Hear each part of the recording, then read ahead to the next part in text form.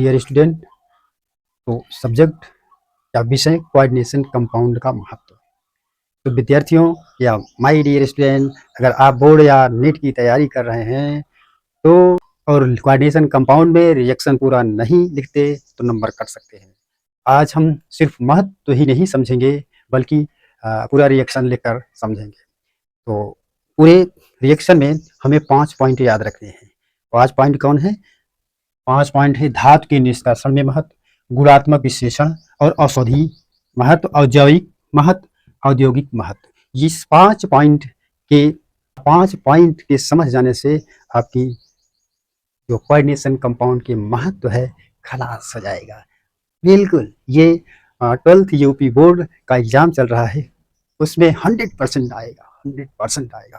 तो आइए हम देखते हैं धातु निष्कर्षण में महत्व। तो देखते हैं धातु निष्कर्षण में महत्व।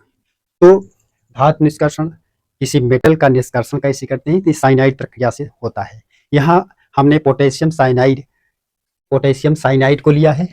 जब पोटेशियम साइनाइड को गोल्ड के साथ अपक्रिया कराते हैं और जो कॉम्प्लेक्स बनता है पोटेशियम डाइसाइनोएजुरेट, तो पूरा जब इसको हम जिंक के साथ रिएक्शन कराते हैं तो यहाँ पर पुनः गोल्ड जो है, गोल्ड का निष्कर्षण हो जाता है, गोल्ड अलग हो जाता है। तो हम साइनाइड प्रक्रिया से जो है यह प्रक्रिया करते हैं कि जब हम गोल्ड को पोटेशियम साइनाइड की अपक्रिया से जो है कॉम्प्लेक्स को, अर्थात गोल्ड के कॉम्प्लेक्स को बनाते हैं, जब इसी अपक्रिया को जिंक के साथ अपक्रिया करते हैं तब यहाँ पर गोल्ड अलग हो जाता है। यहाँ बना कॉम्प्लेक्स पोटेशियम साइनोआयरेट फर्स्ट। क्या है? Potassium cyanoaurate first. अब जब जिंक डाला जाता है, जब इसमें जिंक डाला जाता है तो डालने पर गोल्ड वापस मिल जाता है, अर्थात यहाँ हम देख रहे हैं रिएक्शन में गोल्ड वापस मिल गया है Au। और यही कोऑर्डिनेशन केमिस्ट्री का असली खेल है। नेक्स्ट पॉइंट गुणात्मक विश्लेषण। गुणात्मक विश्लेषण में हम ले रहे हैं कॉपर +2 आयन का परीक्षण। जब कॉपर +2 आयन अमोनिया से रिएक्ट करता है तो निम्न रिएक्शन देता है। स्टेप 1 में हम देखते हैं कि कॉपर आयन OH के साथ नीला अवक्षेप बनाता है। जब हम इसको कॉपर हाइड्रोक्साइड का नीला अवक्षेप आता है। अब इस कॉपर हाइड्रोक्साइड को हम एक्सेस अमोनिया में डालने पर, कॉपर हाइड्रोक्साइड को अमोनिया एक्सेस मतलब अमोनिया की अधिकता में जब रिएक्शन कराते हैं तो टेट्रामीन कॉपर बनता है, जिसका कलर जो है डीप ब्लू, गहरा नीला होता है और हाइड्रोक्साइड आयन बनते हैं। तो एग्जाम में यही रिएक्शन लिखना है। विदाउट रिएक्शन का केमिस्ट्री अधूरा माना जाता है। धातु निष्कर्षण में महत्व। जब पोटेशियम साइनाइड से हम Au से रिएक्शन किया तो क्या बना? उस समय बना पोटेशियम डाइसाइनोएजुरेट, और उसी को जब हम जिंक से कराए तो Au निकल गया, गोल्ड निकल गया।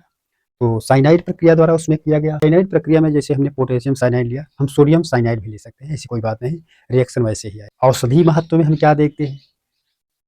मेडिसिनल इंपॉर्टेंस में हम क्या देखते हैं? तो सिस्प्लेटिन का सूत्र है डाइअमीन प्लेटिनम क्लोराइड, सिस्प्लेटिन।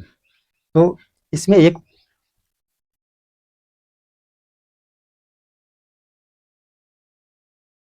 औषधि महत्व। तो सिस्प्लेटिन जो है अर्थात डाइअमीन प्लेटिनम क्लोराइड, ये जो है औषधीय गुण वाला कॉम्प्लेक्स कंपाउंड है, जो कि ये सिस्प्लेटिन है। ये सिस्प्लेटिन यह डीएनए के साथ कोऑर्डिनेट बांड बनाकर कैंसर सेल की ग्रोथ को रोक। इसके अलावा कैल्शियम के कॉम्प्लेक्स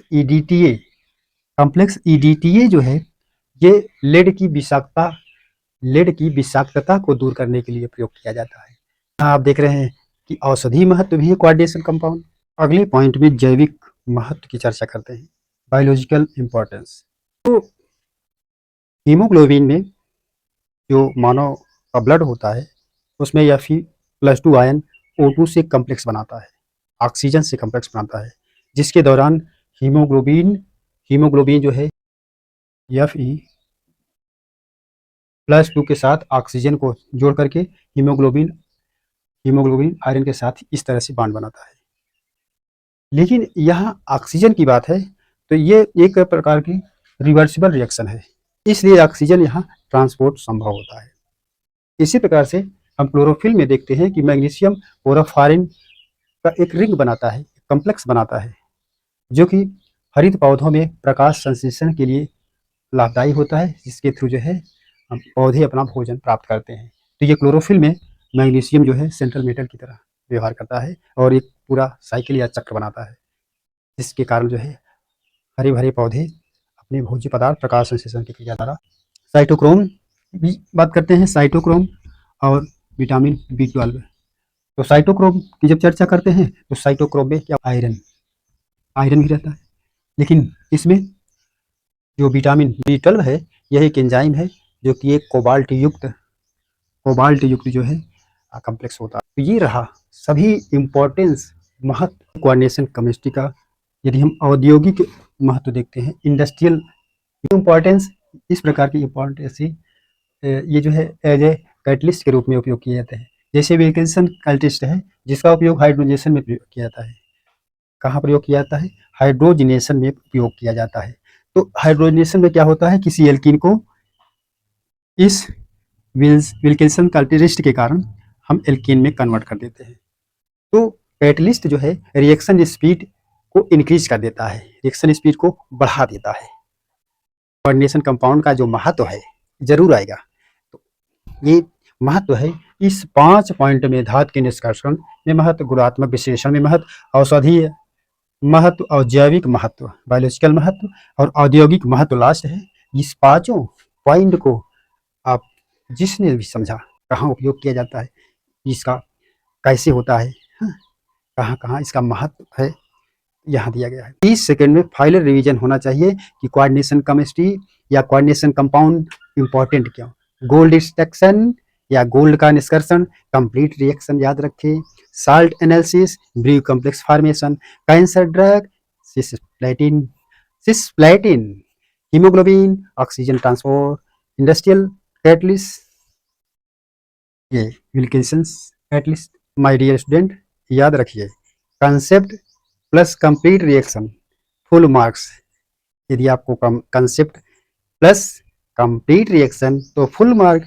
अगर आपके ऐसे ही रिएक्शन बेस्ड एक्सप्लेनेशन चाहिए तो वीडियो को लाइक करें और चैनल को सब्सक्राइब करें, मानिक सर डिजिटल एकेडमी।